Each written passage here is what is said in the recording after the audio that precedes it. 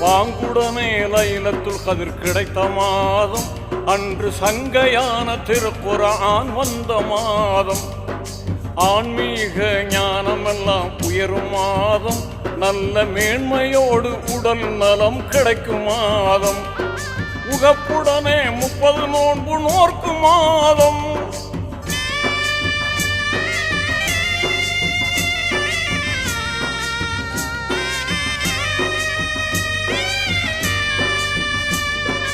உகப்புடனே 30 நோன்பு நோர்க்கும் மாதம் என்று உன்னதமான வழிகாட்டும் கண்ணிய மாதம், நல்ல புண்ணிய மாதம்.